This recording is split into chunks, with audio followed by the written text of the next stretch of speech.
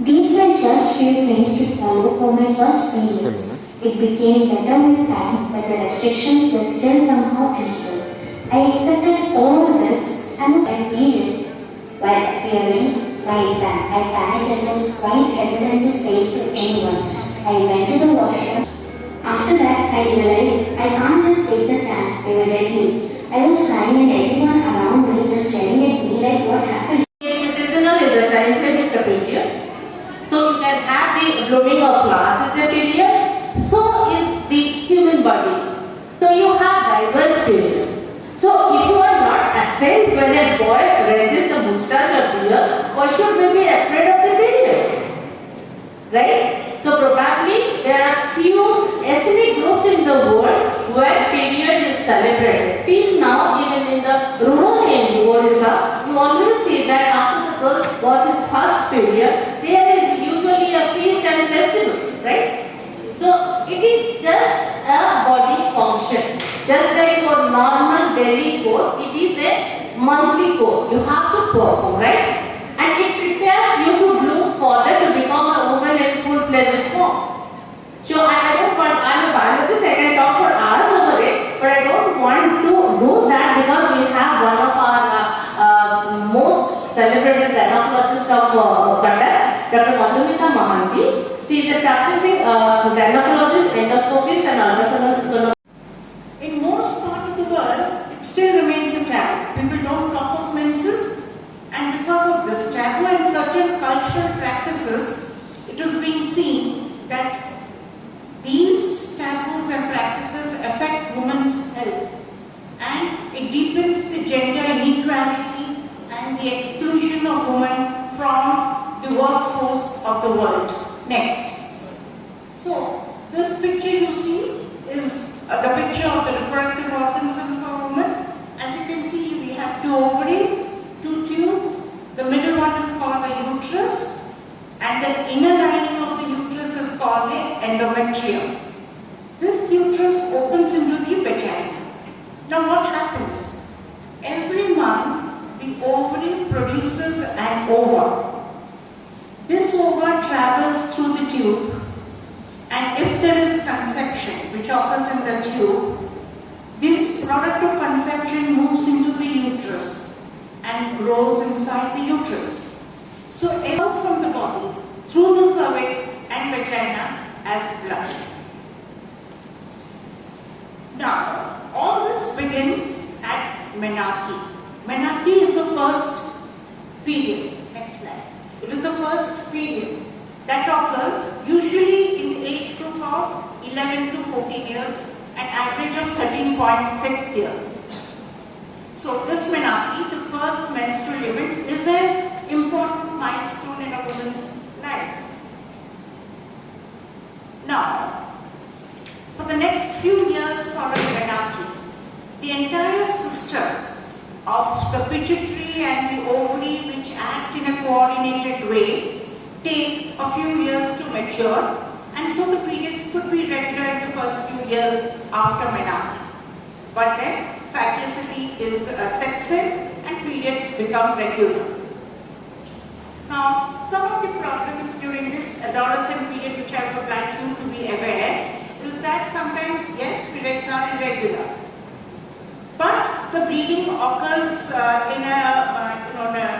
the period of bleeding remains 5 to 7 days. But if there is periods, long periods, when periods don't happen and there is increased bleeding, medical help should be sought. There are many medical conditions which also affect this.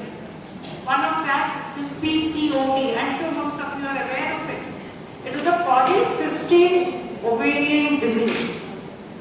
In this what happens, there is no ovulation because of certain hormonal changes which leads to menstrual irregularities. And it has been seen that of late this has been on the rise because of changes in our food pattern, our lifestyles. There is increased obesity which leads to hormonal changes. And you young women should be aware of this PCOD, which is not a very scary thing. It does happen, but medical help can be sought, it can be controlled, you control of this disease. And this disease has long-term ramifications like it does cause premature diabetes, hypertension, heart disease and all that. It can have some reproduction fallout, but today with all the improvement in all these assisted reproduction techniques, help is there, so we need not be disheartened. So this is one of the main problems that is plaguing our young population, young girl population. Now then comes that we know that periods continue throughout the reproductive period, but there comes a time of around 45 to 55, 52 rather, when menses stop. So when menses stop, it is called menopause, right? It's only when you have, when menses stop for a year, we call it menopause. Okay? So that is again a milestone. And the period before the menopause, just before, say 4 to 5 years, it's called a perimenopausal period, during which again periods can be irregular. But since everything is on the decrease, the hormone secretion, periods become irregular, infrequent, but the period of bleeding again remains within the normal of 4 to 5, 7 days. So if you have bleeding which is extremely regular, you cannot predict, it is very high, and there is post-intercourse bleeding, you need to seek help. I want more than 10 to 20 responses, please. Everyone, this is very common.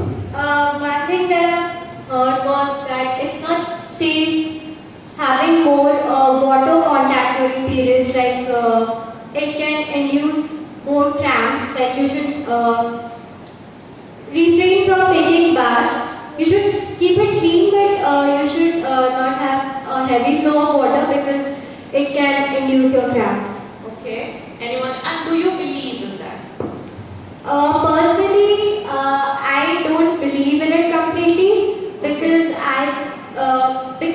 personally it has never induced like more pain to me. But yes, I have other issues like PCOD and other things. So I think that maybe there are some different precautions for me that my gyno would suggest me. So Okay. normally it's okay, it's fine. Thank you so much.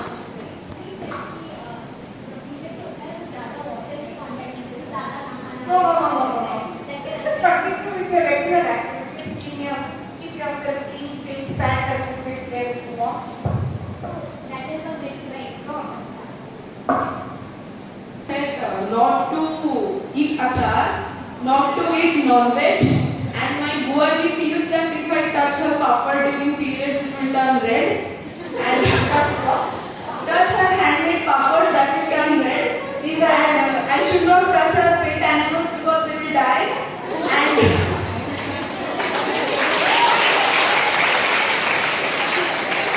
cannot enter temple because you are impure.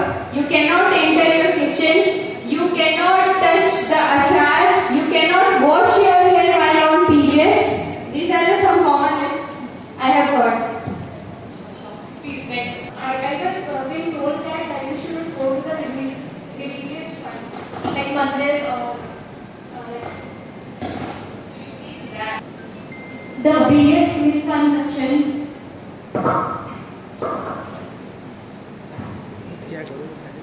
The biggest misconception which I feel related to periods is always connected to religious thing. On the one side, we worship Shiva Linga and we worship Kamakhya Devi, who is regarded as the bleeding goddess. And in the other side, we do not allow bleeding women to come to the mandir. And in our according to Hindu mythology, in Shiv Mandir, nowadays this conception is changing. Even women are also doing bolgam, they are also giving milk to the linga. But it is also said that women should stay up to the Brusava which is worshipped in the Shiva Mandir. Women should stay up to there. They shouldn't cross that limit. And recently there was a news that in our Puri Jagannath Mandir, blood stains were found. And the visitors were denied the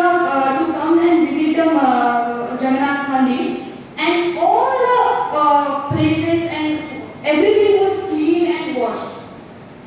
So, I don't think, and I read it somewhere yesterday in Google, it is said that